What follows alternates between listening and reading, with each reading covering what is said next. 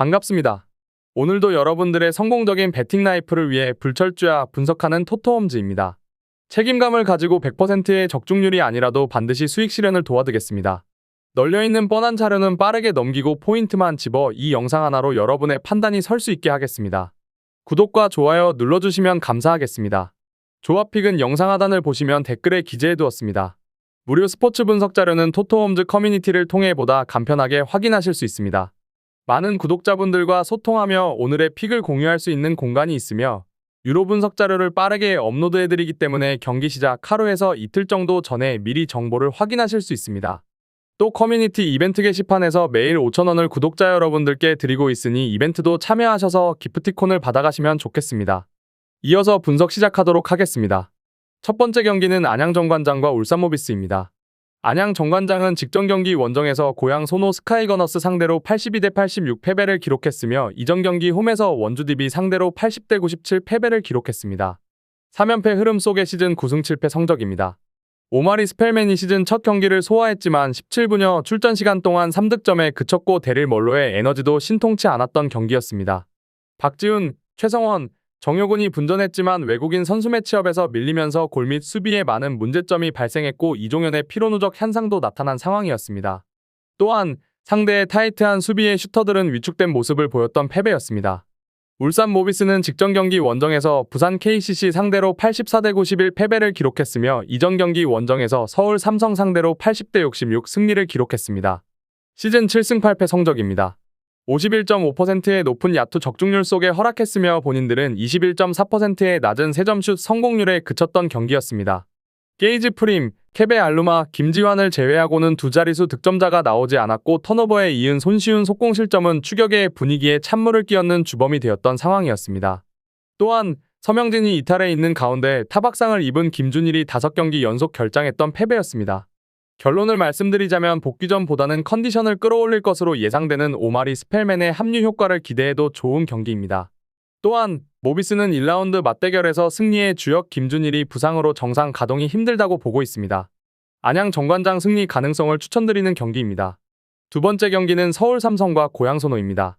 서울 삼성은 백투백 원정이었던 직전 경기 원정에서 수원 KT 상대로 83대 88 패배를 기록했으며 이전 경기 홈에서 울산 모비스 상대로 66대 80 패배를 기록했습니다. 대구 한국가스공사 상대로 8연패에서 벗어나는 승리가 나왔지만 연승 없이 다시금 2연패에 빠졌으며 시즌 4승 11패 성적입니다. 코비 코번, 이정현이 분전했지만 나머지 선수들 중에서 두 자릿수 득점이 나오지 않았고 파울 관리에 아쉬움이 있었던 경기였습니다. 파울 트러블에 걸린 최승욱과 이동엽이 이정현을 도와주지 못했고 이정현도 23분 48초 출전 시간을 소화하고 파울아웃이 되었던 상황이었습니다. 또한 김실애는 4차례 3점슛 시도를 모두 허공에 날려버렸던 패배였습니다. 고양 소노 스카이거너스는 직전 경기 홈에서 안양 정관장 상대로 86대 82 승리를 기록했으며 연속 경기 일정이었던 이전 경기 홈에서 서울 SK 상대로 84대 77 승리를 기록했습니다. 3연패에서 벗어나는 승리가 나온 이후 2연승을 만들어냈으며 시즌 6승 8패 성적입니다. 이정현의 다재다능한 능력이 빛이 났고 전성현이 승부처에 중요한 3점슛을 성공시킨 경기였습니다.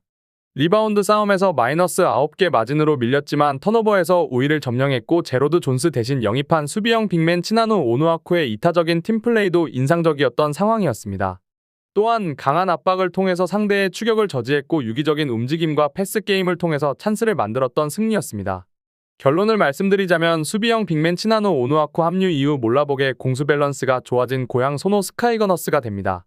또한 홈경기 일정이기는 하지만 직전 경기 패배로 원정 최다 연패에 해당하는 20연패에 빠지게 되었다는 것이 삼성 선수들을 심리적으로 위축시킬 것입니다. 고양 소노 스카이거너스 승리를 추천드리는 경기입니다. 세 번째 경기는 삼성화재와 현대캐피탈입니다. 삼성화재는 직전 한정과의 경기에서 1대3 패배를 기록했습니다. 1세트 80.95%의 공성률을 기록하며 첫 세트를 가져왔지만 2세트 상대의 블로킹에 고전했고 상대의 화력이 살아나며 1대1 균형을 내어주었습니다. 3세트에도 상대 화력을 막지 못했고 흐름은 4세트까지 이어졌습니다.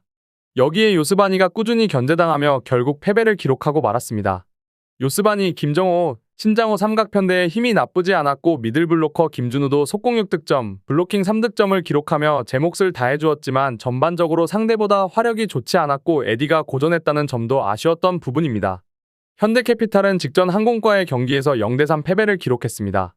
이날 정광희는 컨디션 난조로 인해 1세트 선발로 나서지 못했고 아흐메드, 허수봉, 홍동선으로 삼각편대를 꾸렸지만 이렇다 할 효과를 내지 못했습니다.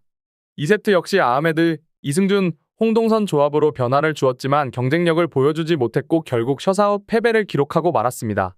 교체된 공격수 모두 50%가 넘는 공성률을 기록했지만 상대보다는 화력이 달렸고 결정적인 순간 범실 관리가 되지 않았던 점을 아셔야 합니다.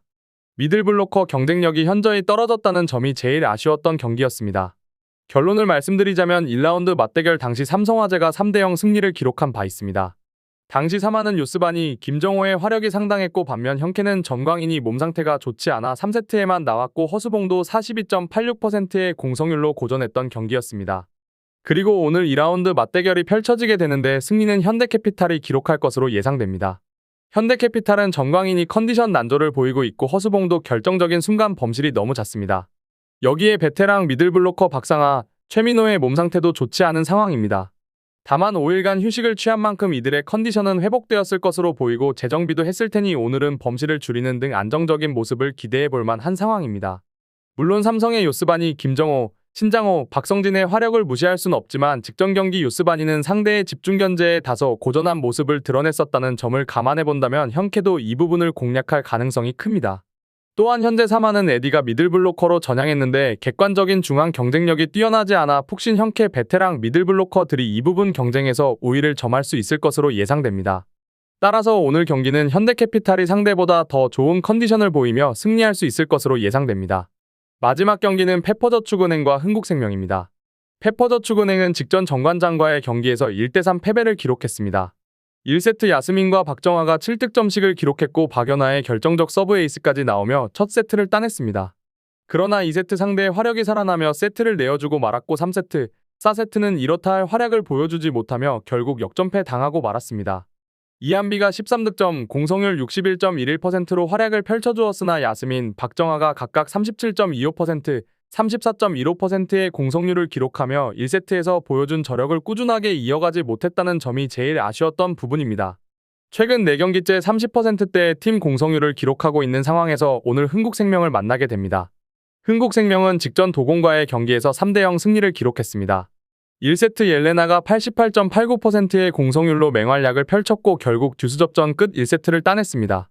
2세트 공성률이 뛰어나진 않았지만 상대의 화력이 너무나도 약했고 결국 2대0 리드했습니다. 3세트 옐레나, 김연경 쌍포가 터지며 셧아웃 승리를 기록할 수 있었습니다. 이날 화력에서는 당연히 우위를 점했고 블로킹 효율도 55.81%로 좋았습니다. 특히 리시브 효율을 40.35%까지 끌어올렸다 점이 제일 고무적이었습니다. 결론을 말씀드리자면 1라운드 맞대결 당시 3대0 셧아웃 승리를 거뒀던 흥국입니다. 이번 2라운드 맞대결 역시 승리의 가능성이 매우 높아 보입니다.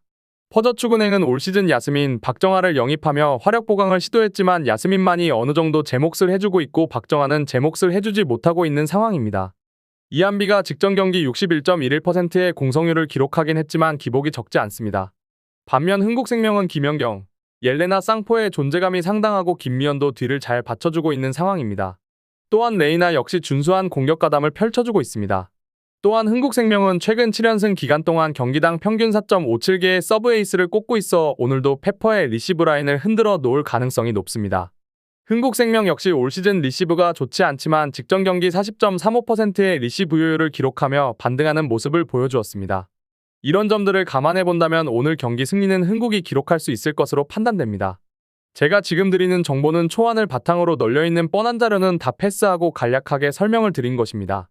추가적인 조합을 원하신다면 구독과 좋아요를 눌러주시면 감사하겠습니다. 더 다양한 경기에 대한 세부적인 분석과 결과를 궁금하시다면 영상 하단에 고정 댓글을 확인해주세요.